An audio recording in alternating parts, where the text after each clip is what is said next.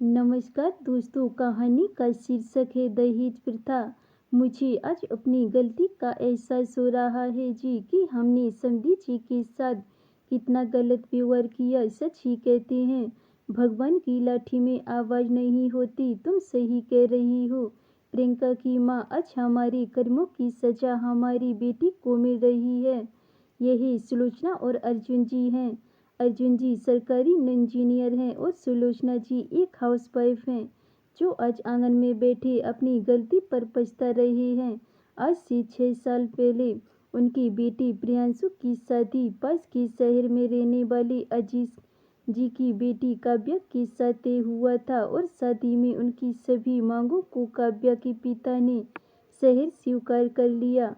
काव्या एक सीधी सादी और घरेलू लड़की थी। विवाह की सारी तैयारियां शुरू हो गईं। कपड़े गहने सभी खरीदे जाने लगे।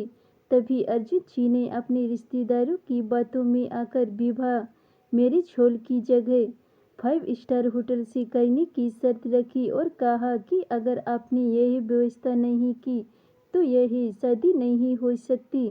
काव्या के पिता ने उन्हें बहुत समझाने की कोशिश की, लेकिन अर्जुन जी अपनी बात पर अड़े रहे। अर्जुन जी ने कहा, मैरिज हॉल हमारी हैसियत के बराबर नहीं है। लोग क्या कहेंगे कि कहाँ रिश्ता कर लिया। एक ही बेटा है मेरा और बेटी की शादी रोज रोज थोड़ी ही होती है। शादी के कार्ड बट चुके थे और बहुत सारी शादी की तैयारियां भी हो चुकी थी। इसलिए काव्या के पिता ने किसी तरह कर्ज लेकर 5 स्टार होटल बुक कर लिया। शादी का दिन था और प्रियांशु की बारात नाचते गाते होटल पहुंच गई। शादी का कार्यक्रम भी शुरू हो गया, लेकिन तभी अर्जुन जी का गुस्सा सातवें आसमान पर चढ़ गया। चिल्लाते हुए बारात वापस ले जाने की बात करने लगे। काव्या के पिता ने उन्हें समझाते हुए कहा कि समधी जी, आप बिना वजह नाराज हो रहे हैं। आप पहले मेरी बात तो सुन लीजिए। आपके बताए अनुसार ही हमने सारी व्यवस्थाएं की थी, लेकिन होटल वालों का कहना है कि कुछ लड़कों ने बहुत सा खाना बर्बाद कर दिया, जिससे खाना कम पड़ गया। तो क्या हो गया, शादी विवाह में तो यही सब होता है। और अब क्या मेरे रिश्तेदार भूखे ही रहेंगे। अर्जुन जी ने गुस्से में कहा। काव्या के पिता और उसके भाई ने किसी तरह स्थिति को संभाला और शादी हो गई। शादी के बाद भी काव्या के ससुराल वालों की मांगें खत्म नहीं हुई। काव्या ने इस बारे में जब अपने पति प्रियांशु से बात की तो उसने कहा, मैं इन सब के बीच में नहीं पड़ना चाहता। दहेज की इस लेन देन ने एक बेटी को उसके माता पिता भाई बहन के प्यार से जरूर दूर कर दिया था। काव्या शादी के बाद कभी अपने मायके नहीं जा सकी। जब भी उसके मायके जाने की बात करने के लिए काव्या के पिता आते तो उन्हें कोई ना कोई बहाना बनाकर लौटा दिया जाता या कोई नई डिमांड बता देते। काव्या की ननद की शादी में भी अजीत जी को ढेरों सामान की लिस्ट पकड़ा दी गई, यह कहकर कि समधी हैं, इतना तो करना ही चाहिए। काव्या के पिता भी बेटी और प्यार उनका घर बसा रही इस मोह में सब करती जा रही थी। काव्या के ननद के विवाह में 2 दिन पहले ही अजीत जी सारा सामान लेकर काव्या के ससुराल पहुंच गए।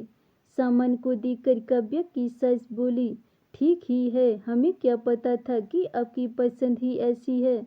नहीं तो हम लोग खुद ही पसंद कर लेते।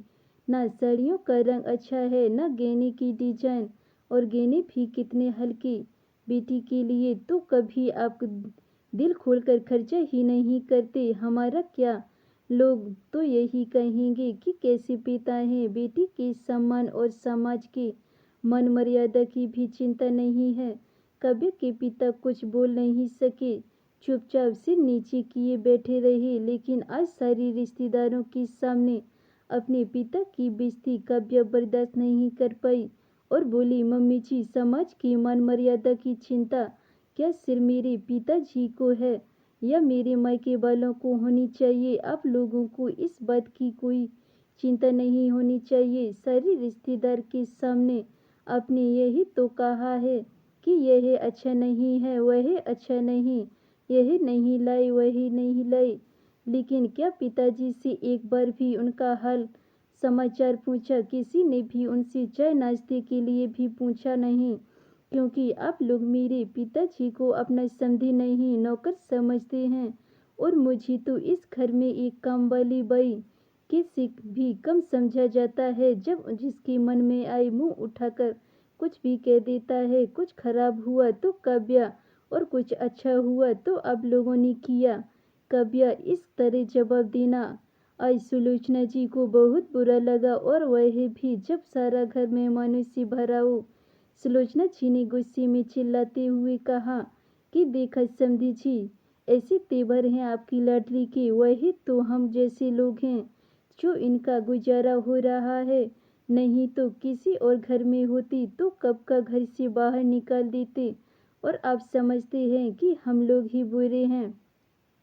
आपकी लाडली को मुंह चलाने के साथ कुछ अच्छा संस्कार भी दे देते तो अच्छा होता।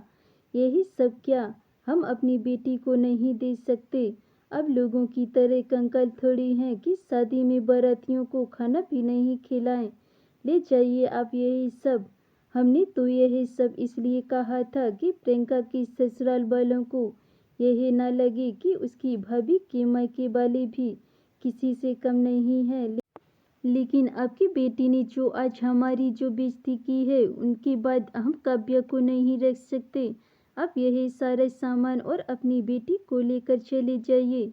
काव्या के पिता अजीत जी ने सुलोचना जी को समझाने की कोशिश की, लेकिन वह कुछ सुनने को तैयार नहीं थी। धीरे धीरे बात बढ़ती ही गई।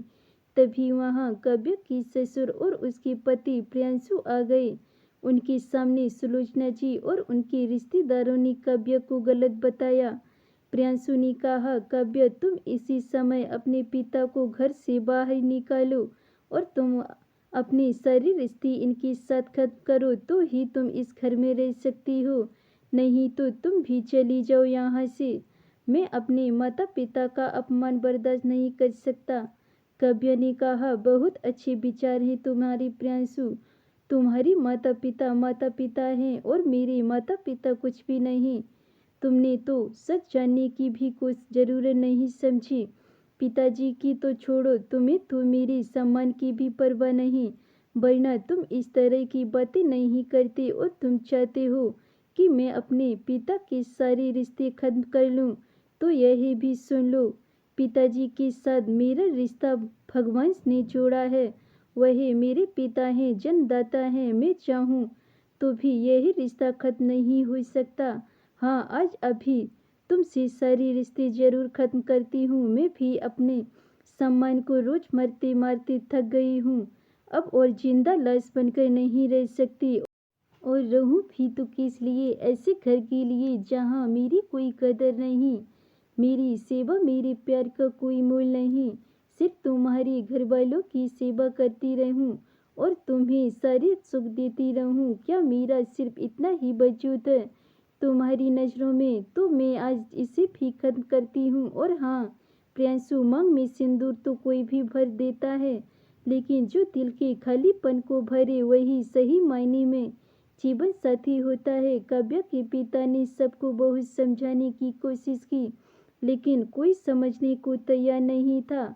काव्या ने ससुराल वाले उसका घर टूटने का सारा दोष उसके पिता अजीत जी पर लगाने लगे। काव्या के पिता ने काव्या को भी समझाया, बेटा 2 दिन बाद घर में शादी है, लोग आएंगे। जब सबको पता चलेगा कि घर की बहू ही घर में नहीं है तो क्या सोचेंगे?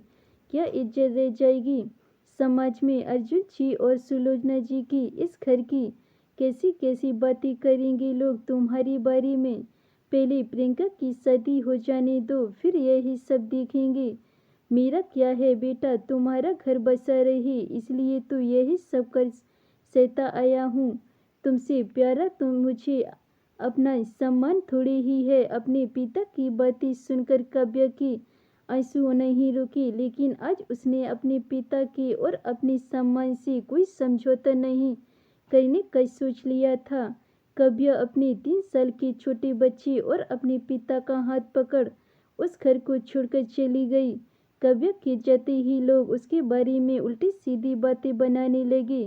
प्रियांशु और उसके माता पिता सहानुभूति के पात्र बन गए। लेकिन समय सबके साथ न्याय अबस करता है। जो तकलीफ काव्या और उसके मायके वालों ने सहा, आज उसी का समय ने जवाब दे दिया। प्रियंका की बारात दहेज को लेकर हुई बहस की वजह से वापस चली गई। यह कहना उचित तो नहीं होगा कि जैसी करनी वैसी भरनी, क्योंकि एक और बेटी का घर इस दहेज के दानव ने निगल लिया।